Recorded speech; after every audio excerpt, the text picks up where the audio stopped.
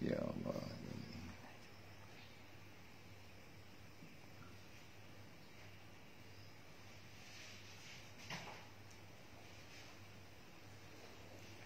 Assalamualaikum warahmatullahi wabarakatuh.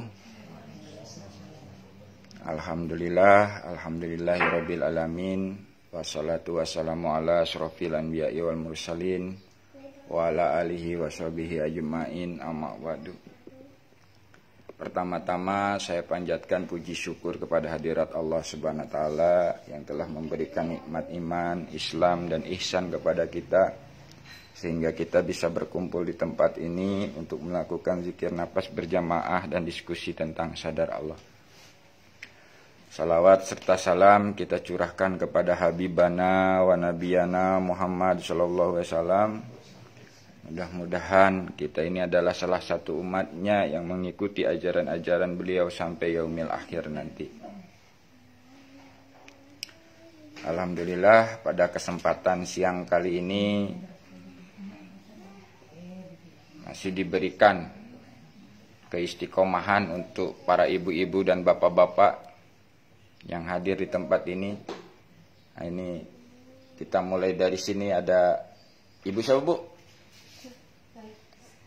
Ya, Bu Fitri, istrinya Pak Suryadi. Pak Nardi. Salah saya, Pak Nardi. Nah, ini ada Pak Gunawan, Pak Awang, atau Pak Daeng, aliasnya banyak ini. Nah, ini ada abang kita, Bang siapa, Bang? Bang Robi, Bang Bobi, Bang Robi, Bang Bobi. Oh, Bang Robi. Iya. Iya. Bang Robi. Ada Bang siapa, Bang? Bang Guntoro. Ada Bang siapa, Bang? Bang Adi. Nah, kalau ini udah nggak bisa disebut nih. Bu Hajah Kemala Santi. Oh, ini ada Bu Hajah Nur Hayati ya? Nur Hayati. Bukan. Ini Bu Hajah Dokter Mirna. Nah, ini ada Bu Rina, Mirna, Rina. Wah, ini kadang-kadang saya kebelit-kebelit nyebutin nama ya. Tapi nggak apa-apa lah. Kadang-kadang ada kata-kata apalah arti sebuah nama. Wah, padahal ya ada artinya itu. Kalau nggak ada artinya nggak mungkin dikasih nama gitu ya, Bu. Baik, pada kesempatan hari ini kita diskusi tentang memahami fungsi dari jasad, jiwa, ruh dalam aplikasi kehidupan agar tidak salah paham dalam aplikasi ini. Kenapa kita perlu memahami 3 unsur itu dan harus disinkronkan dalam kehidupan? Karena kalau nggak nyinkron, nah di situ banyak benturan antara perbuatan lahir dan batin. Nah, di sini kita akan kupas sedikit demi sedikit, perlahan-lahan.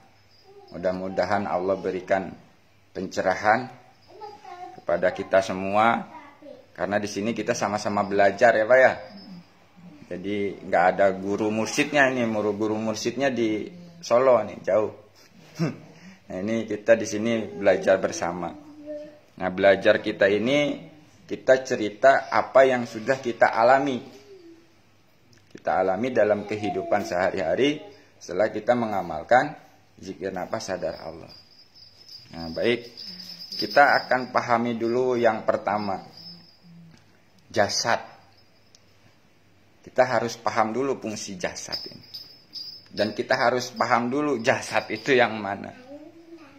Nah, ternyata jasad itu yang terlihat nyata nih. Ya, tangan, kaki, telinga, hidung, mulut, ya kan? Mata. Ini jasad yang terlihat. Yang tidak terlihat apa, Bu? Nah, organ yang di dalam perut kita, di dalam tubuh kita. Ya, ada usus, ada jantung, ya, ada paru-paru, dan banyaklah yang lainnya. Nah, itu ternyata ada fungsinya masing-masing. Nah, di dalam jasad aja macem-macem, banyak. Dan itu fungsinya pun macam-macam, tersendiri. Masing-masing punya tugas masing-masing. Jantung untuk pompa darah, gitu ya. Nah, terus kita masuk lebih dalam lagi, yaitu jiwa. Kita harus kenal dengan jiwa kita. Nah, di dalam jiwa itu ternyata rame juga. Ada ego, ada perasaan. Nah, makanya ada kata-kata harus sehat lahir dan. Nah, di sini kita harus pahami dulu, kenali dulu fungsi jiwa untuk apa. Nah, ini kita harus paham. Ternyata jiwa ini adalah sebagai penyaksi. Nah, itu harus menyaksikan kekuasaan-kekuasaan Allah yang ada di dalam tubuh kita dan di luar tubuh kita. Nah, terus kita naik lagi ke ruh. Nah, di ruh ini sudah dijelaskan dalam Al-Quran, hanya sedikit pengetahuan yang diketahui tentang, tapi kita harus tahu yang sedikit itu. Karena kalau kita tidak tahu yang sedikit itu, makanya banyak akhirnya salah paham. Gitu. Nah, ruh itu sebagai apa, Bu? Penopang jasad kita. Nah, itulah penggeraknya. Adanya ruh itulah jasad ini bisa berfungsi, bisa bergerak. Kan gitu. Coba ruhnya nggak ada, ceceng, kaku. Jadi kita harus pahami dulu ruh yang mana. Nah, setelah tahu ruhnya, fungsinya apa. Jadi selama ini kan kita berpikir kita digerakkan Allah, Allahnya yang gerakin gitu. Jadi pemikiran-pikiran kita itu kita digerakkan Allah tuh kayak wayang yang digerakin dalang, tangan dalang masuk ke dalam wayang itu, gerakin gini. Nah, pemikirannya kan begitu. Nah, makanya ini jangan sampai salah paham. Nah, makna dari gerakannya oleh Allah itu karena ada, nah itulah wakil Allah yang ada di dalam diri kita. Jadi bukan Allahnya yang ada di dalam diri kita. Kalau Allahnya yang ada di dalam diri kita ya kecil berarti Allah.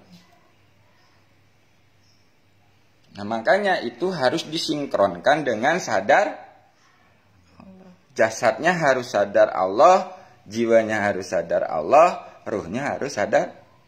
Nah, disitulah akan berfungsi sesuai fungsinya masing-masing.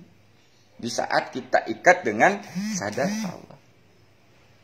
Jasad berfungsi sebagai pelaksana lahiriahnya. Contoh misalkan, makan tanpa jasad bisa nggak, Bu?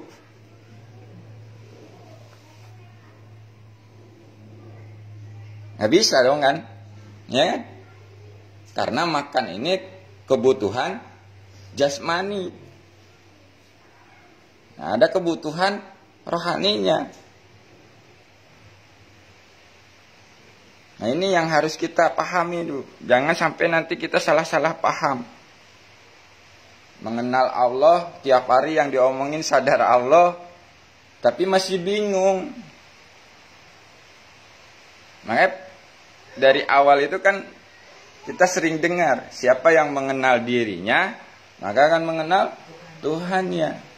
Setelah mengenal Tuhannya, dirinya tiadanya seperti apa di sini? Bukan tiada bentuknya, tiada keakuannya. Nah, keakuan itu adanya di mana? Di jiwa tadi, di batin tadi. Nah ini kita harus benar-benar pahami. Contoh misalkan, itu ada manfaatnya masing-masing Pak. Dalam sholat nih, sholat yang 5 waktu, yang bergerak siapa? Jasad. Apakah ada istilahnya keuntungan untuk jasad melakukan sholat? Ada. Nah jadi batinnya pun harus ikut. Nah itu, jangan sampai lahirnya sholat, batinnya mana-mana. Nah itu yang akhirnya nggak sinkron, ya kan? Akhirnya timbullah omongan, saya udah sholat masih susah aja. Nah, pas begitu ditanya, sholat nyembah siapa? Nyembah Allah. Tahu Allahnya? Enggak. Nah disitulah nanti ada fungsinya. Makanya lahirnya fungsinya melakukan gerak, batinnya itu, jiwanya itu menyaksikan, menyadari Allah, bertemu Allah. Nah ini yang harus sinkron antara perbuatan lahir dan batin. Itu dalam sholat, dalam puasa sama Bu. Ada puasa lahiriah, puasa batiniah. Fungsinya pun masing-masing. Manfaatnya juga masing-masing. Nah, di sini yang memang harus kita pahami lebih dalam lagi. Jangan sampai kita ini terkecoh. Karena yang ngaku Allah tuh banyak. Ada nggak makhluk yang ngaku Allah? Kadang-kadang bukan karena dia ngaku Allah, kita hanya ngakuin dia sama dengan Allah. Nah. Dan terkadang kita pun tertipu dengan diri sendiri. Akhirnya mengaku diri ini sebagai. Nah, ini harus benar-benar kita pahami. Baik, kita hari ini kita perveran aja, buka-bukaan aja. Karena kita ngaji udah mau sampai berapa tahun ini? Kalau di rasa-rasa udah ada sampai 4 tahun ya, belajar sadar Allah ini. Benar Di? Kita kan belum mulai. Nah itu. Bagaimana kita akan bisa memahami, harus banyak tafakur. Tafakur diri, berserah diri. Di situ nanti akan dibimbing, dipahamkan oleh. Karena kalau kita misalkan tidak mau bertafakur, tidak mau berserah di dalam kesunyian, itu akan ngaco terus Pak. Ya kan? Tiap hari ngomongin Allah, tapi sifat-sifat Allah tidak dihadirkan dalam perilaku kita. Pengakuan umat Rasulullah, tapi sifat-sifat dan perbuatan Rasulullah tidak kita aplikasikan dalam kehidupan. Nah ini yang harus kita pahami. Dan ini pun saya masih belajar, dan ini pun saya masih banyak salahnya dalam aplikasi. Makanya mari kita sama-sama di sini untuk menyadari itu. Sadari dulu itu. Kalau kita semua sudah menyadari itu, baru kita akan dipertemukan, dipahamkan dengan sejatinya Allah sebagai Tuhan kita.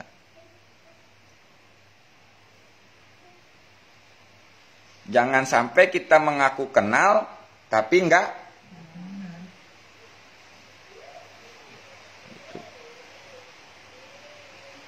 Jangankan mengenal Tuhannya, mengenal ciptaannya aja belum.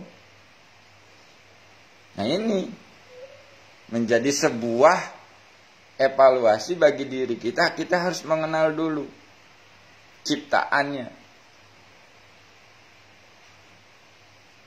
Yaitu siapa? Diri kita ini. Kenali, benar-benar kita kenali.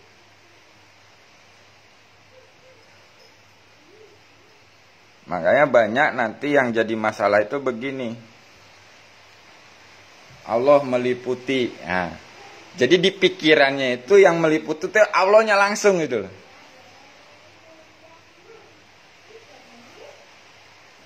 Paham nggak Pak?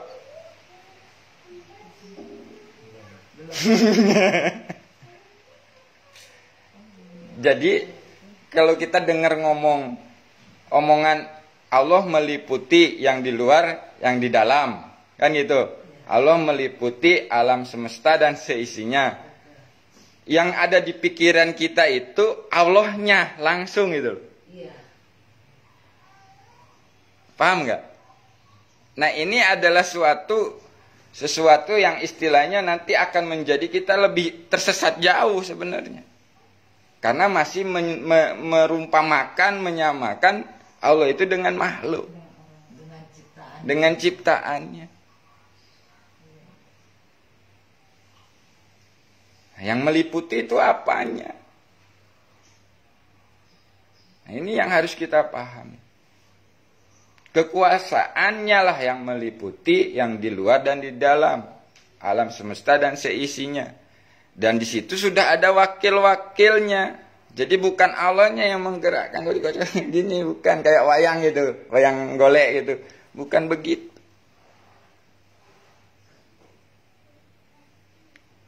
Ruh itu udah ketentuan Allah, jiwa itu udah ketentuan Allah, jasad itu sudah ketentuan Allah. Nah ini udah ada fungsinya masing-masing. Akal pikir ini adanya di mana? Nah, di batin berarti di jiwa. Karena kalau yang jasad itu namanya otak. Ya kan gitu. Nah ini kita harus benar-benar pahami Pak. Terjadinya merasa dosa, merasa bersalah itu karena dari apa coba? Batin. Nah. Iya hati dari batin. Terus gimana kalau yang nggak tahu? Nggak tahu itu dosa maksudnya. Kalau orang tua bilang menderulung aja. Nah kita harus pahami dulu. Kalau nggak merasa dosa, orang tua bilang menderulung aja. Terjadinya itu dari mana? Nah itu yang harus kita resapi, harus kita tapakuri. Oh ternyata ini terjadinya dari alam bawah sadar, memori alam bawah sadar yang sudah tersimpan. Kalau kita berdosa, gitu kan. Contoh dari kecil kita diajarkan nggak boleh nyolong itu dosa.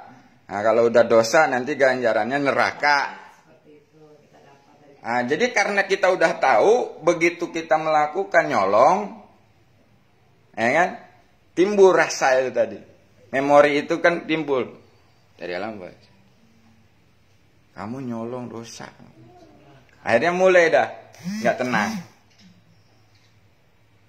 Itu kita harus paham fungsi-fungsinya itu tadi. Oh ternyata dari sini. Jadi jangan dipukul rata semua itu Allah langsung gitu. Yang kita dapatkan dari kita karena kita kan dari kecil kita dapat itu ya. Nah, coba sekarang manusia yang tinggal di hutan, yang nggak ngerti tentang agama, nggak ngerti tentang hukum, merasa dosa nggak dia di saat nyolong mangga yang ada di hutan? Agak ada.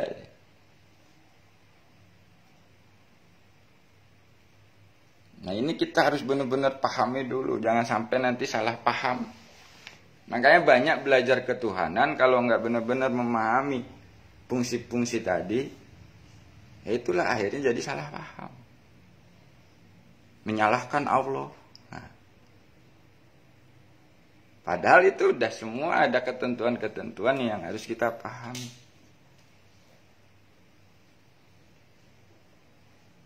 Kalau ini ketentuan, itu ketentuan, ini ketentuan. Terus kita mau ngapain? Sampai nggak akal kita ke situ, pikir kita ke situ. Sampai. Kalau semua sesuai dengan pelajaran yang kita dapat belakangan. Ini dari Allah, itu dari Allah. Semuanya karena Allah. Terus kita mau ngapain? Nah. Apa jawabannya? Kita mau ngapain? Tapi Apa jawabannya? Syukur. Syukurnya tuh kayak gimana sih? Nah. Nanya lagi kan. Nah, tambah puyeng kan? Baru segitu ya kita puyeng. Apalagi jadi ego gitu ya, so menguasai dunia. Terus kita mau ngapain? Bersyukur, syukurnya kayak mana? Nah. Makanya nanti cobalah, kan kita sudah diajarkan bagaimana untuk melatih tentang kesadaran jasad, jiwa dan ruh yang tadi itu dengan DN, duduk timpu. Di saat jasad kita matikan, maka yang aktif itu kan jiwa dan ruh. Nah, jiwa ini bisa komunikasi dengan Allah itu karena ada alat yang namanya ruh tadi. Nah, disitulah nanti kita akan baru paham yang murni, benar-benar murni Allah, hakikinya Allah, yang sebenar-benarnya Allah, bukan katanya, bukan Allahnya itu hasil angan-angan, bukan Allahnya itu hasil reka-reka atau bayang-bayang. Semalam saya nyoba selatun. Ya. Ternyata saya blank.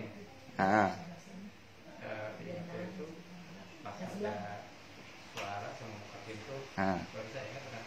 Ternyata saya masih pikir pas ada itu masih pikir. Yang benar-benar nggak ingat apa-apa itu sekitar 15 atau 20 menit aja. Pas kaget buka pintu ada suara itu baru saya masih di posisi sama, ya masih pikir. Apakah memang tahapannya harus memang nggak ingat apa-apa atau gimana? Nah sekarang gini saya tanya, kok bisa tahu nggak ingat apa-apa? Dari mana taunya? Saya giniin waktu ya kan katanya suruh. Yang saya tanyakan nih, kok bisa tahu nggak ingat apa-apa? Kok bisa tahu ngeblank? Kok bisa tahu saya sadar dengar suara baru saya sadar? Kok saya bisa tahu saya masih zikir? Saya di waktu Taunya dari mana itu? Ini waktu pas saya kaget buka pintu ternyata sudah 10 menit lebih itu. Nah berarti kan di saat ngeblank itu ada yang menyaksikan. Nah siapa yang menyaksikan? Apakah tahapan yang begitu jadi? Nah ya itulah sebenarnya. Jadi itulah sebenarnya udah masuk di wilayah kesadaran jiwa. Itulah wilayah jiwa, Pak. Ya kan? Jasad kita kan diam nih, duduk. Tiba-tiba mata kita permin kan gitu. Pikiran ini kemana-mana. Yang tahu pikiran itu kemana-mana siapa? Ya itulah jiwa sebenarnya. Itulah yang disebut jiwa yang menyaksikan itu. Menyaksikan pikirannya, menyaksikan jasadnya sedang duduk walaupun matanya terpejam. Menyaksikan perasaannya lagi galau, lagi gelisah, lagi gundah. Itulah jiwa yang menyaksikan.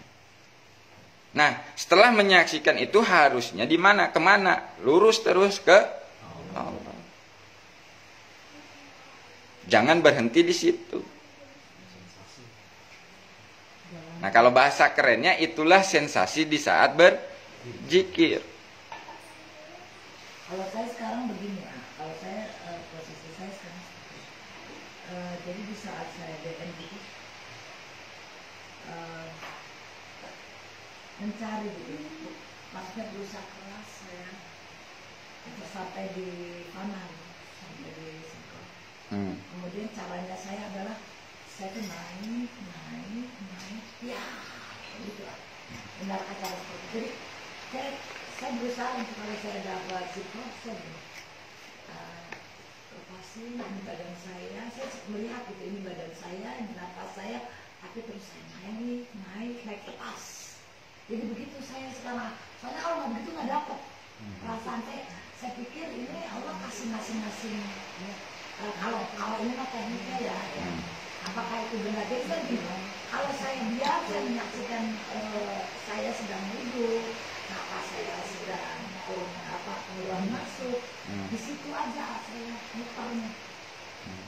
Jadi sekarang yang seperti saya dulu pernah ceritakan, sekarang saya nggak begitu ya. Saya dapat sensasi yang seperti itu, namanya sensasi adalah saya dapat yang kali-kali pertama. Jadi sekarang saya jalannya begini. Kalau saya di situ melihat jasad saya, melihat nafas saya, putar di situ aja. Jadi sekarang saya taikan, naik kayak gitu. Saya sekarang begitu. Kalau DN, naik lepas, turun lagi, tarik lagi, saya naik lagi, naik lepas.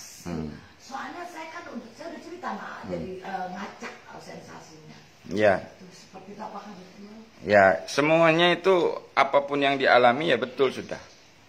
Betul dalam porsi kata untuk dirinya. Ya, karena mungkin saya pikir ini dipilih Allah. Nah, jadi gini Bu, saya pernah sempat sekali penasaran. Kenapa kok yang lain ngalamin begini, begitu, dengar cerita. DN begini, begitu. Sedangkan saya sendiri DN tuh nggak ngalamin apa-apa. Karena udah ditunjuk beda. Enggak, bukan begitu Bu. Ini saya ceritain. Iya. Nah, ini nanti mungkin ada hikmah dari cerita ini. Saya DN itu waktu pertama kali itu kan memang saya nggak tahu. Memang saya goblok, memang saya nggak ngerti. Jadi ikut-ikutan sesuai dengan yang ada di video. Waktu itu pertama saya kenal DN itu belum meluaskan. Belum ada level 1, 2, 3, 4 sampai sip go. Belum. Yang saya baru tahu itu istighfar, syahadat, sholawat, berdoa. Kalau misalkan mau baca palak binas, Al-Fatihah, dah itu aja. Begitu malam pertama, ya memang nggak bisa. Sensasinya apa Bu? Pikiran kemana-mana gitu kan. Perasaan, gelisah, kesemutan.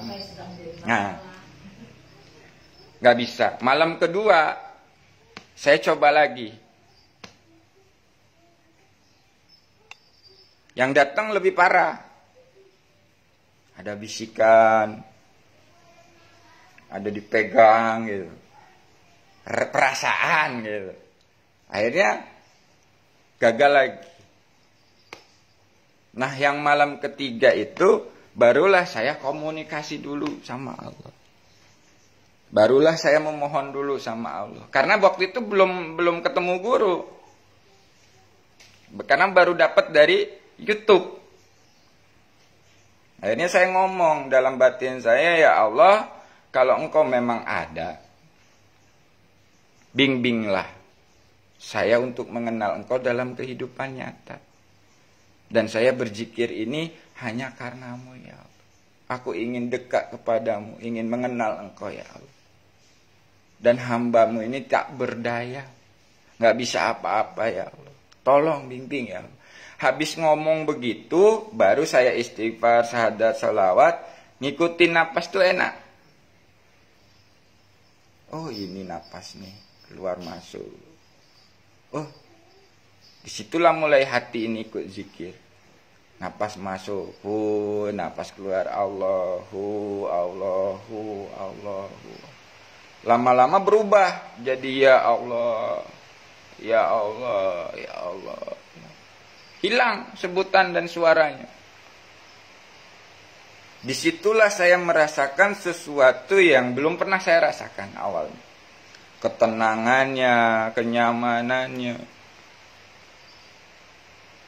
Setelah situ barulah di situ menyadari bahwa saya di hadapan Allah. Seakan-akan dipeluk Allah. Dan itu nggak bisa kita ceritakan rasanya, diperumpamakan rasanya, itu nggak bisa. Harus merasakan sendiri. Nah setelah itu, begitu disadarkan oleh Allah dari zikir itu, saya lihat ternyata 3 jam. Nggak ada rasa sakit, rasa apa, nggak ada. Di saat sudah benar-benar kita berserah. Setelah itu barulah dipahamkan, dibimbing. Di dalam kesadaran saya bertanya, "Hai diri yang menggerakkan tangan ini siapa?" Jawabannya Allah. "Hai diri yang mengalirkan darah ini siapa?" Jawabannya Allah. "Hai diri yang mendetakkan jantung ini siapa?" Jawabannya. Disitulah baru mulai mengenal, oh diri saya itu tidak bisa apa-apa.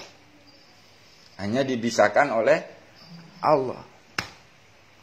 Timbul rasa cinta yang menggebu-gebu kepada Allah.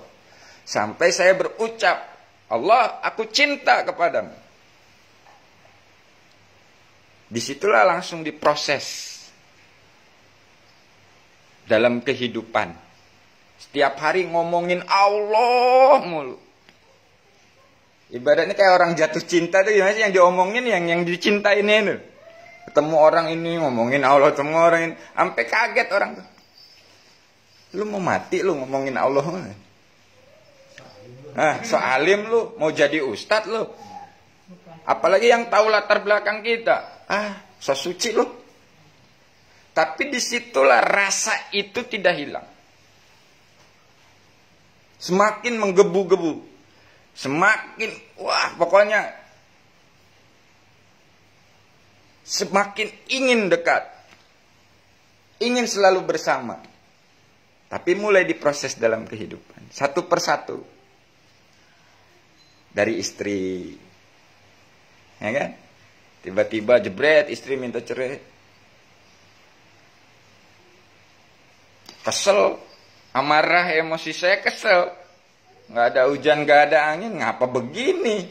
Kan begitu Pak. Tapi disitulah disadarkan oleh Allah. Dibimbing oleh Allah. Yusuf, itu istri lu tuh bukan milik lu. Bahasa kasarnya gitu Pak. Bahasa premannya saya tuh begitu mengartikannya. Tapi ya sebenarnya nggak ada kata-kata itu. Cuman ini diperbalkan biar dipahami gitu. Yusuf, istri lu tuh bukan milik lu, milikku, kata Allah. Di situ saya sadar, akhirnya terdiam, lalu istighfar minta ampun kepada Allah.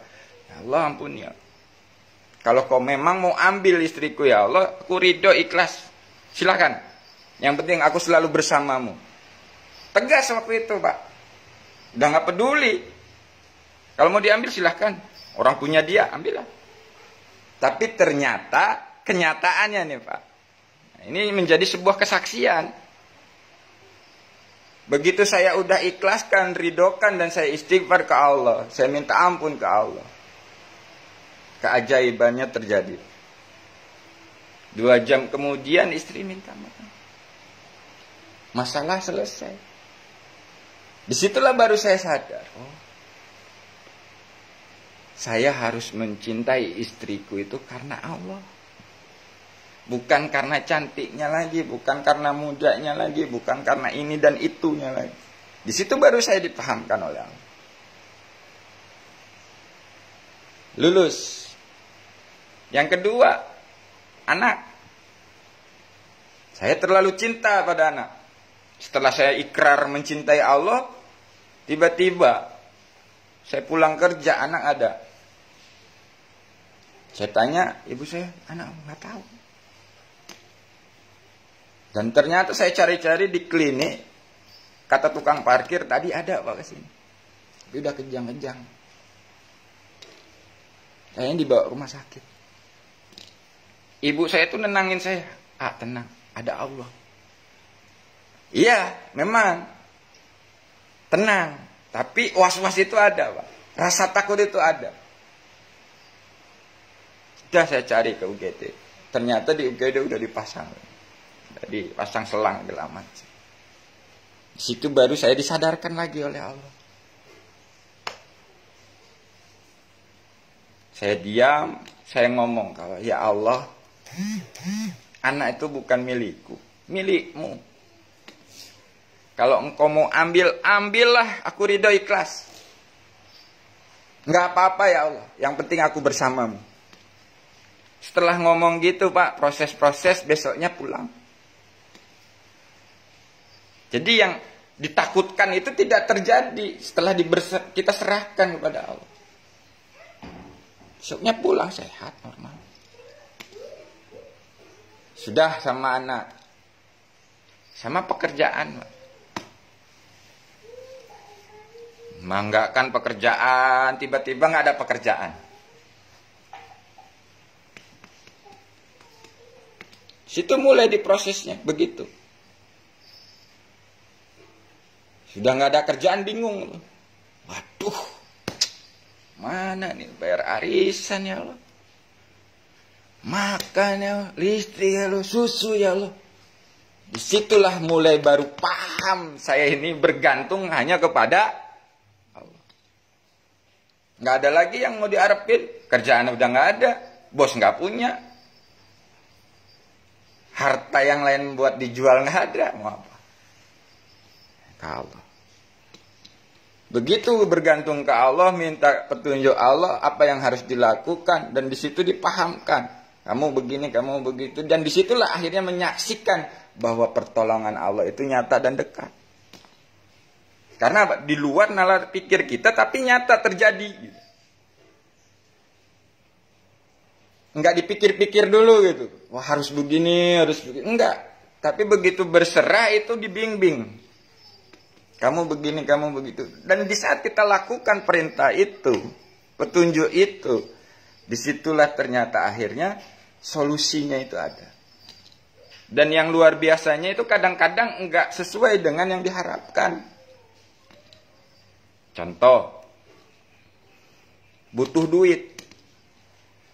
Ya Allah, saya butuh duit nih buat bayar motor.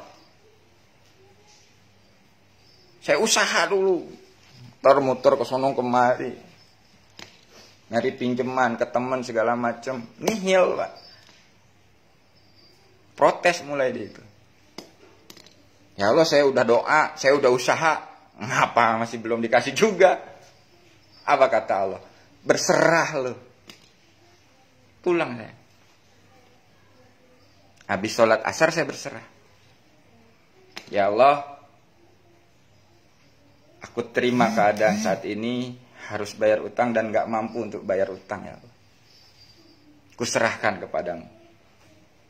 Dalam kesadaran Pak, serahkan kepadamu ya Allah. Apa yang harus aku lakukan ya Allah? Disitulah ada perintah. Habis maghrib ke majelis taklim. Kalau pakai akal pikir kita, masuk enggak itu? Butuh duit disuruh datang ke majelis taklim. Aturan jual anu ke, apa temuin anu ke, siapa ke, kan gitu ya. Kalau menurut akal pikir kita, tapi menurut Allah enggak. Kamu majelis taklim. Tak begitu saya sadar, taklim. Ya udah, jalanin aja perintah. Habis maghrib majelis taklim.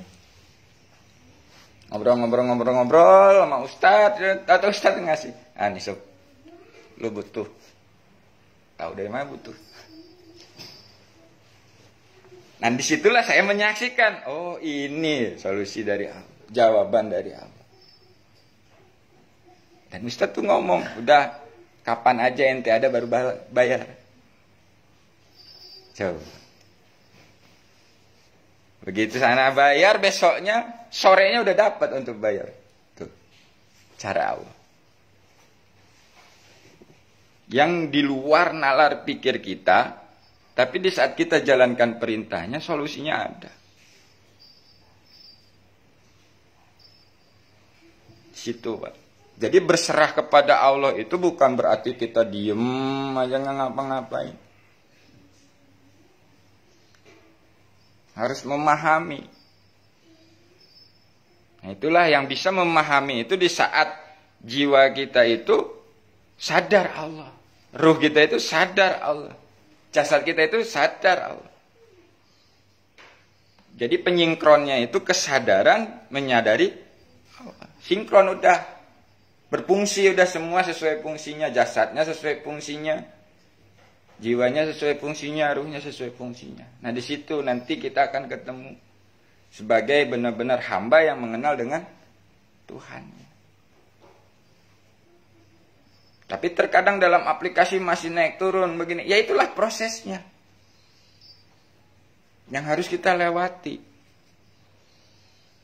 Makanya mau nyari kemanapun, mau lari kemanapun, pasti ujung-ujungnya suruh ngelakuin sendiri. Saya nggak ada mursyid yang bisa nunjukin nih Allahnya. Ada. Mau pakai cara apapun, mau pakai toreko, mau pakai apapun, nggak ada. Gurunya yang, nah, nih saya tunjukin, ada. Pasti disuruh laku sendiri. Nyaksikan sendiri, merasakan sendiri. Makanya begitu saya mengalami hal-hal yang nggak ngerti, saya nanya ke Pak Pur, ke guru pembimbing, Pak saya ngalamin gini, jawaban beliau cuma satu. Sudah betul mas, lurus ke Allah. Sekali-kalinya saya nanya itu. Karena nggak dapat penjelasan gitu Pak.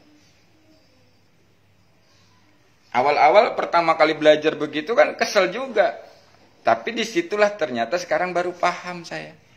Makna berguru ke Allah. Jadi Allah itu ngasih pemahaman melalui apapun yang kita alami dalam kehidupan sehari-hari. Sebetulnya bukan gak bisa ngelihat Allah dengan jasad. Bisa Pak. Tapi dengan kesadaran tadi yang tiga itu harus sinkron. Contoh misalkan matanya ngelihat gunung, ya kan? Mata lahiriahnya melihat gunung, mata batiniahnya harus menyaksikan Allah di sebalik gunung itu. Jadi nggak berhenti di penglihatan matanya saja, mata lahiriahnya saja. Karena sesungguhnya ya itulah yang harus kita pahami, fungsi-fungsinya tadi. Agar tidak terkecoh lagi dengan Allah-Allah yang ngaku-ngaku Allah gitu. Karena banyak Pak. Di saat kita berserah mendekat itu banyak yang mengaku-ngaku itu. Entah itu dari cahaya lah atau bisakan lah, apalah, aku Allah. Itu yang repot Pak. Ya, karena memang nggak bisa diserupakan tuh, ya memang nggak bisa diserupakan. Memang harus dialami oleh diri kita masing-masing, diri kita sendiri. Caranya bagaimana ya? Caranya itu udah dikasih tahu. Dengan metode DNSA itu melatih antara kesadaran jasad, jiwa, ruh itu. Nanti kalau sudah aktif kesadarannya sadar Allah, disitulah menjadi sinkron antara tiga yang tadi itu dalam aplikasi kehidupan. Yang jadi masalah itu kan gini, belajar ketuhanan. Udah mengenal Allah, nggak butuh lagi dunia. Nah ini yang jadi masalah, bentrok Pak. Sedangkan kita hidup masih di dunia. Udah nggak usah kerja lagi, ke Allah aja langsung. Nah ini bahaya. Makanya ada lanjutan pembelajaran di Padepokan Batrap itu. Setelah sadar Allah ngapain? Aplikasinya harus ke 3T, KTP. Nah ini kita harus pahami.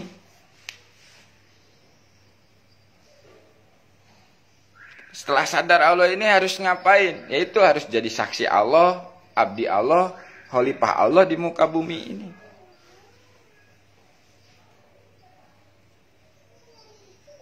Kalau udah sadar Allah Pak, kita akan menyaksikan syahadat yang sesungguhnya itu loh. Asyhadu alla ilaha illallah wa asyhadu anna Muhammadar Rasulullah. Aku bersaksi tiada Tuhan selain Allah dan aku bersaksi Muhammad adalah. Nah aplikasinya bagaimana?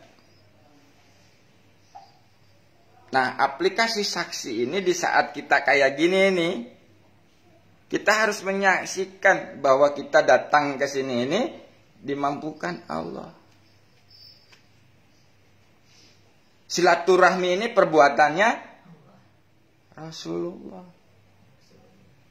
Nah itulah saksi, menyaksikan kan. menyaksikan Allah dan Rasul Muhammad. Nah itu terapkan dalam laku kita. Makanya baca ke dalam diri kita, sudah ada belum sifat-sifatnya dalam diri kita. Nah itu yang harus kita aplikasikan.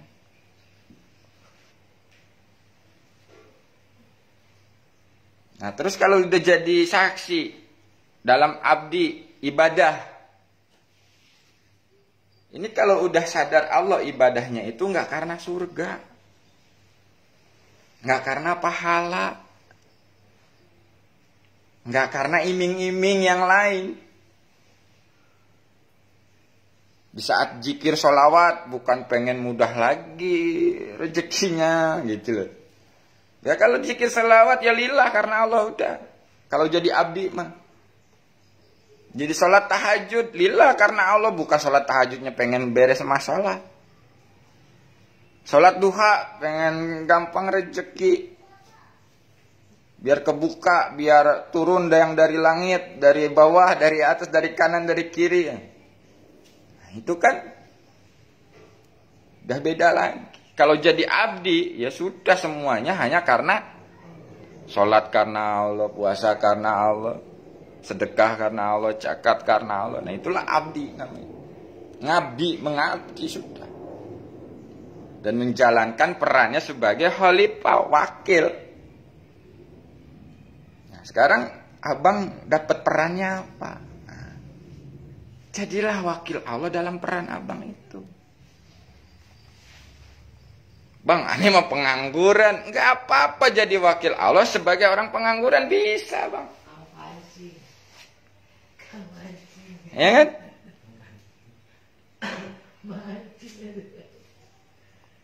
Pengangguran yang bermanfaat ada nggak? Ada. Ada. Contohnya? Ya itu, nggak punya kerjaan, ya kan? Ya udah bantu orang. Nggak mampu dengan tenaga, dengan pikiran. Lahir dengan doa. Nah, dengan doa. Oh, ini itu terakhir. Sebenarnya kan masih ada manfaatnya. Ya kan? Membuat orang tersenyum aja itu manfaat loh, Pak.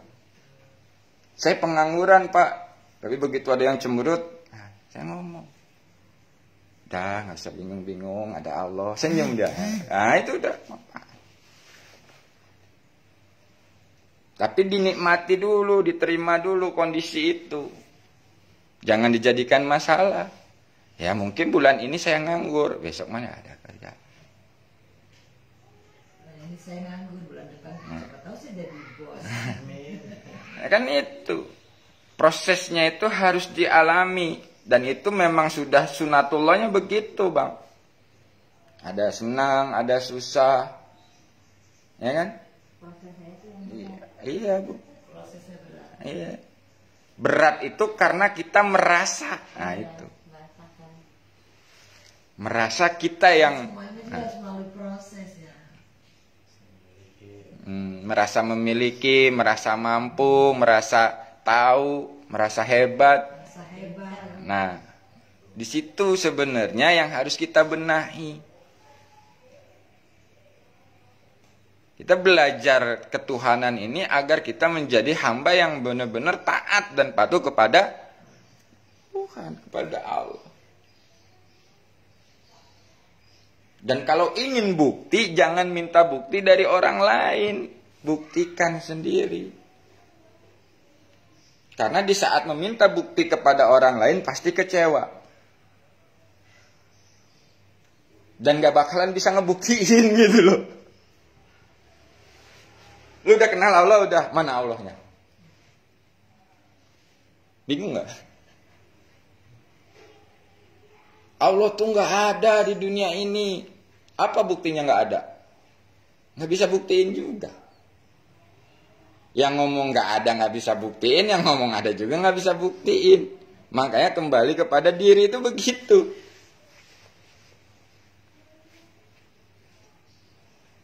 Ini pada ngantuk juga karena Allah. Jadi kita ini kan ya, kita simpulkan Sudah mulai masuk belum Bu antara jasad, jiwa, ruh itu udah? Dites aja satu-satu. Enggak usah dites. Ini untuk direnungi loh. Ada melek. Nah, ya, coba nanti renungi lagi di rumah. Renungi lagi. Yang mana itu jasad, yang mana itu jiwa, yang mana itu ruh, dan apa fungsi jasad, fungsi jiwa, fungsi ruh, direnungi. Minta kepada Allah, dibimbing oleh Allah untuk memahami ini. Nanti kalau sudah ketemu baru, oh iya. Dan kita akan dipahamkan mana yang murni dari Allah, mana yang tercampur dengan akal pikir, nafsu kita, keinginan kita. Itu akan paham. Maksudnya akan paham ya dipahamkan. Bukan kitanya yang merasa sok paham. Makanya dalam penuh keberserahan. Minta bimbingannya. Ya itu tadi Bu ya. Kalau kita bahas. Kenapa susah melupakan? Karena sudah melekat rasa memilikinya. Padahal itu tadi udah saya ceritakan. Di saat saya ngomong tadi, mengatakan aku cinta kepadamu ya Allah, diproses, mau diambil ini. Kalau pakai akal pikir kan, waduh gimana nih, wah, udah kemana-mana ya kan. Tapi begitu, ya udah ya Allah, diterima itu. Kalau memang ini keinginanmu, kemauanmu, aku ikhlas, ridho menerima ini. Sebetulnya pada akhirnya juga ya nggak apa-apa. Nggak apa-apa, sebenarnya gitu. Ini geruduk. Kok pada akhirnya ya nggak apa-apa. Iya, sebenarnya ya akan terlewati. Sebelum sensasinya aja bagaimana. Kenapa kalau udah dilewatin ya nggak apa-apa ya. Nah, dan di saat kita DN masih ada harapan, ada keinginan, ya itu akan ketemunya sensasi Bu. Di saat kita ingin panah, ingin sipgo, ingin ini, ingin itu pasti akan ketemunya sensasi-sensasi. Dilepasin aja. Nah, sebenarnya memang kita harus paham kondisi itu, tapi di saat melakukan itu udah lepas semuanya. Biarkanlah Allah nanti yang memahamkan. Enggak, karena perasaan saya di saat zikir saya sudah gitu ya, jiwa saya udah menyaksikan gitu, kayaknya muternya di situ aja. Itu muternya di situ. Ya nggak apa-apa, lanjutkan. Saya cuma melihat gitu, jiwa saya melihat. Saya lagi duduk, saya lagi nafas Allah gitu kan. Ada sih pasti pikiran yang lain, tapi kan saya sudah mencoba untuk ini sensasi ini nggak boleh gitu kan. Ada benturan di batin itu hal yang biasa aja. Iya biasa, nggak apa-apa. Lanjutkan lurus ke Allah. Pesan guru besar itu, lanjutkan lurus ke Allah, jangan berhenti di sensasi. Sadari saja yang memberi sensasi siapa? Kembalikan kepada, udah lanjutkan perjalanan kita. Ya itu aja. Nggak susah-susah, nggak jelimet-jelimet. Wah Yusuf nih ngomong enak, Allah. Lah memang begitu, kalau nggak begitu bagaimana kita? Tentang masalah saja kehidupan kita buru-buru. Tapi kok ya kita bisa lewati itu begitu juga. Kalau merasa mampu malah tambah parah. Tambah sulit. Nah Allah itu ngasih kayak gitu tuh agar kita paham. Oh ini. Nanti ujung-ujungnya cuman kok. Nah itulah cara Allah memahamkan kita dalam aplikasi kehidupan. Penyaksian yang nyata, kekuasaan Allah, kehebatan Allah, kebesaran Allah, kekuatan Allah di situ.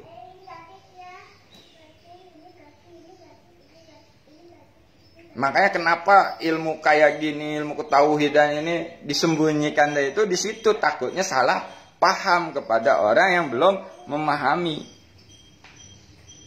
Nggak diobral. Dulu itu dilihat dulu nih, udah kuat belum syariatnya nih. Oh belum kuat bisa gelendot nih, bisa stres nih. Nah ternyata saat ini Allah buka belak-belakan aja. Banyak sekarang. Nyata banget kalau makin kesini perasaan saya. Nah itu. Padahal memang kita butuh Bu. Mengenal Allah tuh butuh. Kalau sekarang kita beragama tapi tidak mengenal Tuhannya, nah itu buat apa agama kita? Nggak tahu apa yang dituju, ya kan? Nah, kalau cuma ikut-ikutan, makanya alhamdulillah kita masih dikasih kesempatan oleh Allah untuk bisa mengenal, belajar untuk mengenal, belajar untuk mendekat.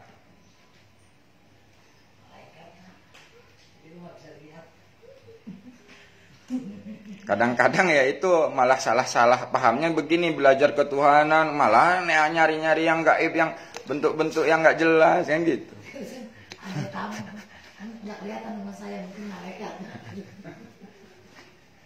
Jadi kita simpulkan tadi pembahasan kita harus kembali lagi memahami, mulai merenungkan lagi tentang jasad kita, jiwa kita, ruh kita, agar tidak salah paham dalam aplikasi kehidupan. Jadi yang menggerakkan jasad ini bukan Allahnya yang datang langsung gerakin kita. Sudah ada wakil-wakilnya, sudah ada komponen-komponen yang udah Allah siapkan, dan di situ ada fungsinya masing-masing. Ya kan? Allah menciptakan malaikat, ada fungsinya kan? Nah, itu udah ada fungsinya masing-masing apa yang sudah diciptakan. Itu bukan Allahnya langsung yang menggerakkan. Itu harus dipahami lagi dengan renungan, dengan berserah. Nanti kita berlatih. Ya, jadi kesimpulannya, pahami dulu jasad, jiwa, ruh, sehingga kita paham fungsi-fungsinya, dan sehingga kita tidak terkecoh menuhankan Tuhan-Tuhan selain Allah. Jadi kalau udah ke situ nggak bakalan ketipu lagi. Kalau udah nggak ketipu, ya udah lurus namanya. Nama dalam lurus ke Allah itu begini, Bu. Kesadarannya ini yang lurus, bukan jalan lurus begitu.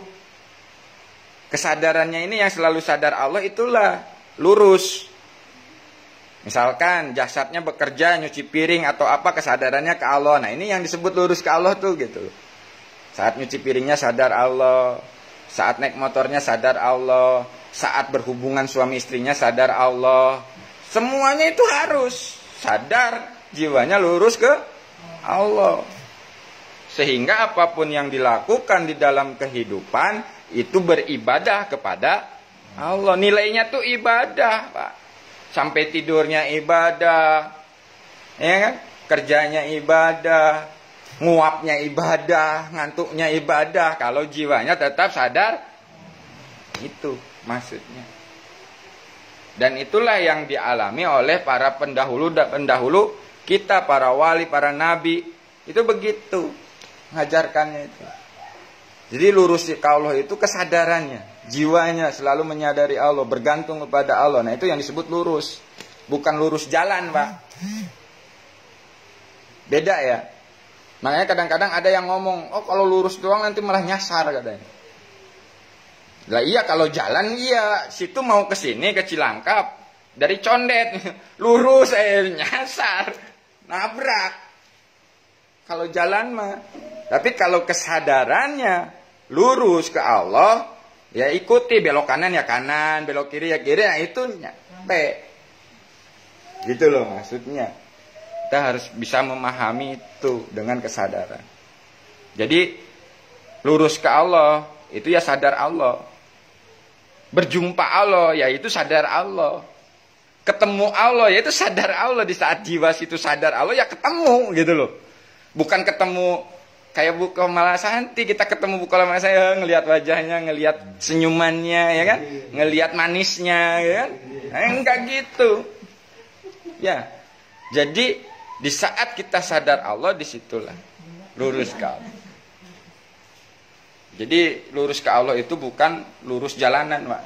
Harus kita pahami, bedakan. Baik, kita ambil tempat yang nyaman. Mau duduk silahkan, mau duduk timpu silakan, kita untuk latih DN berjamaah.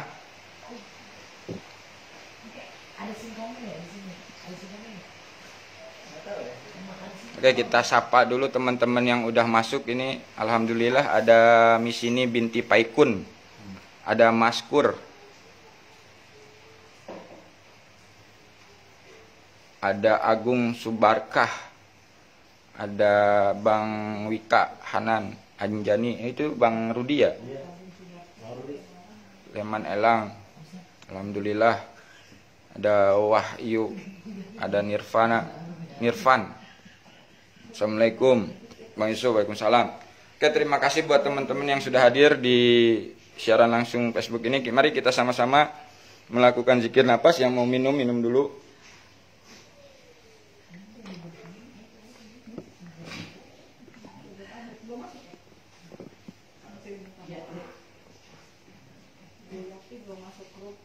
Oh, Bu Yati, ya tenang Bu, insya Allah nanti dimasukkan habis ini ya.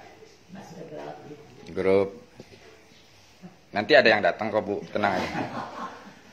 Oke, bismillah, sama-sama kita berserah dulu, kita serahkan dulu semua keluh kesah kita, beban kita dalam hidup kita serahkan dulu kepada Allah sehingga kita menuju ke Allah itu udah ringan, nggak ada beban.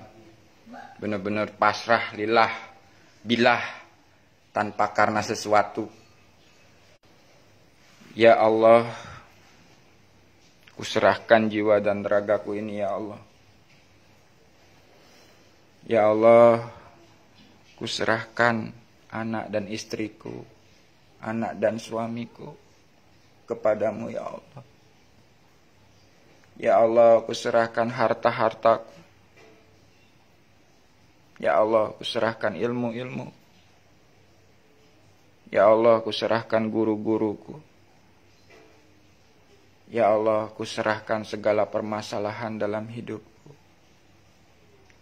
Ya Allah, kuserahkan segala penyakit yang ada di dalam jiwa dan ragaku. Kita kembalikan semua kepada Allah. Inna lillahi wa inna ilaihi raji'un. Awal dari Allah, kita kembalikan semua kepada Allah. Dan hilangkan rasa memiliki di dalam hati kita. Kita hadirkan Allah di dalam hati kita dengan menyebut asmanya, dengan menyebut namanya, dengan penuh rasa kerinduan, dengan penuh rasa butuh. Ya Allah,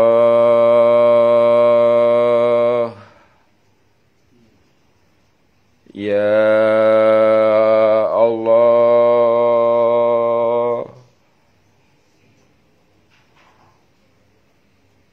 Ya Allah,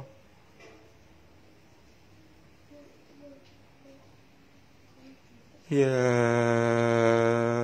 Allah,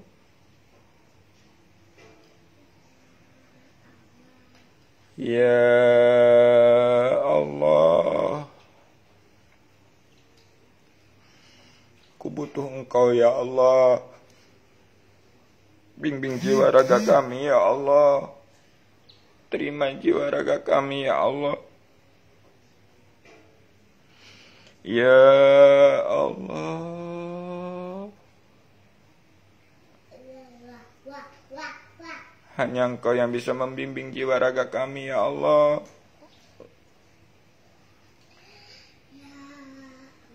Bimbing jiwa raga kami untuk selalu sadar kepadamu ya Allah.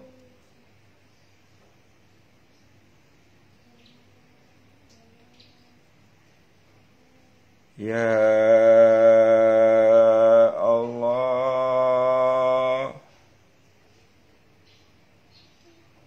Ya Allah,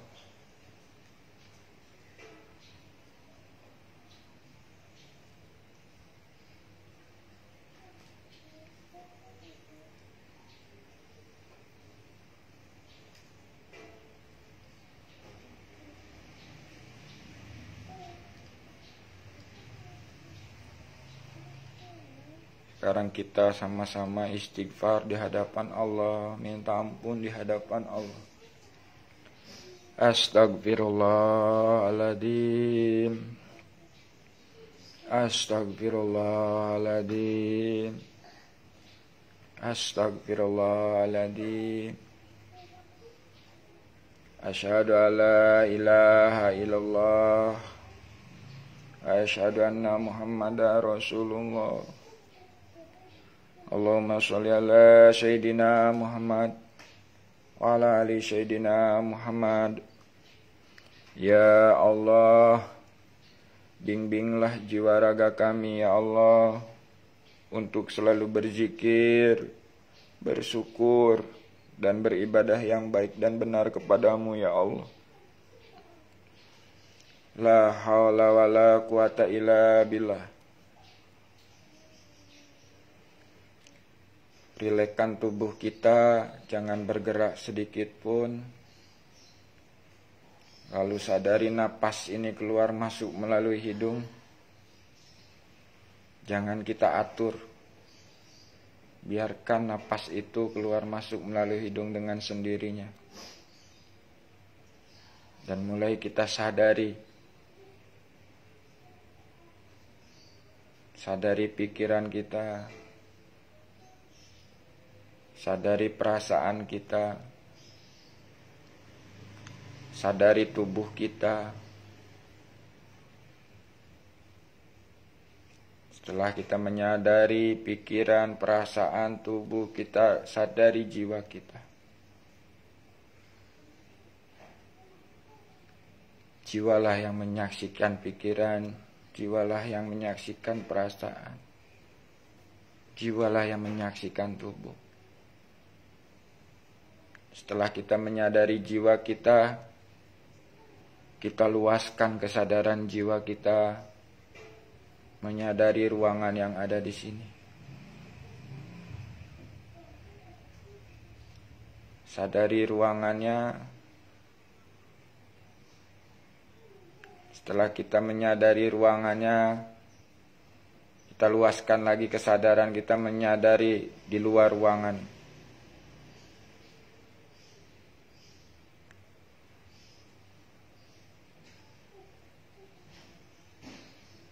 Setelah kita menyadari di luar ruangan,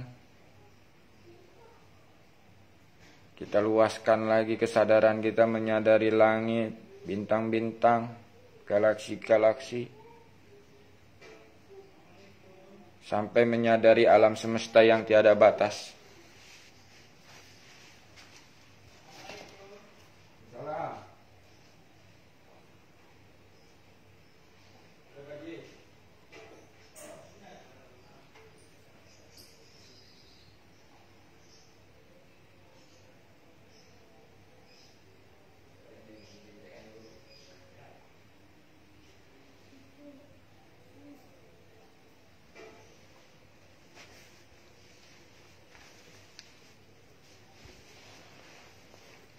Setelah jiwa kita menyadari alam semesta yang tiada batas, dudukkanlah kesadaran jiwa kita menyadari Allah di sebalik alam semesta. Dudukkan kesadaran jiwa kita menyadari Allah, dan mulailah hati kita berzikir kepada Allah, mengikuti napas yang keluar masuk melalui hidung. Jiwanya menyadari Allah, hatinya berzikir kepada Allah. Napas masuk hu, napas keluar Allah. Napas masuk hu, napas keluar Allah. Kesadaran jiwanya menyadari Allah, hatinya berzikir kepada Allah, mengikuti napas keluar masuk. Hu Allah.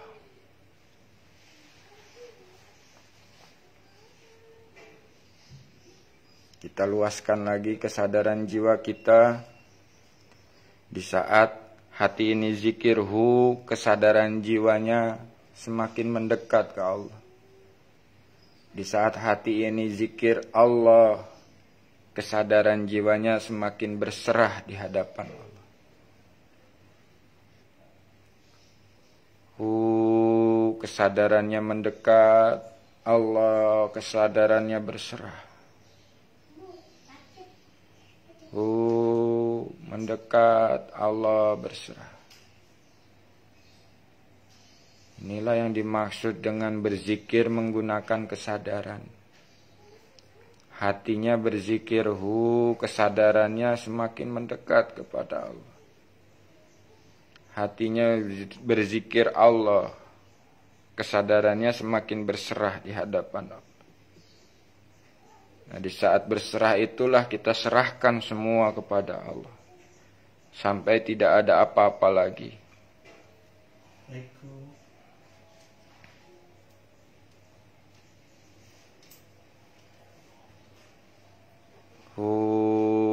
Allah,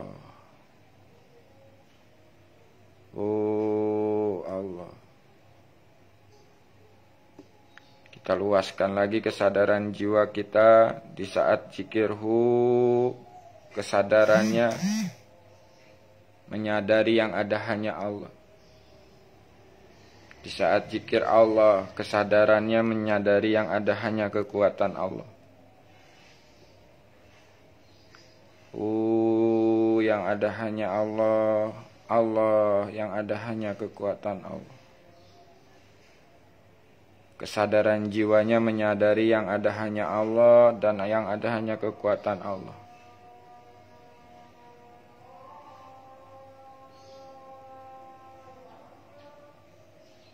Dan kita luaskan lagi kesadaran jiwanya masuk ke dalam celupan Allah, Sibghatullah. Situlah hati tetap berzikir Allah. Kesadaran jiwanya menyadari dalam Sibghatullah. Dan pertahankan kesadaran jiwanya menyadari wilayah Sibghatullah dengan hatinya tetap berzikir kepada Allah. Dan saya akan akhiri siaran langsung ini. Bagi sahabat-sahabat yang masih mau melanjutkan, silahkan lanjutkan. Yang merasa sudah cukup, akhiri dengan rasa syukur kepada Allah. Sekian dari saya. Wassalamualaikum warahmatullahi wabarakatuh.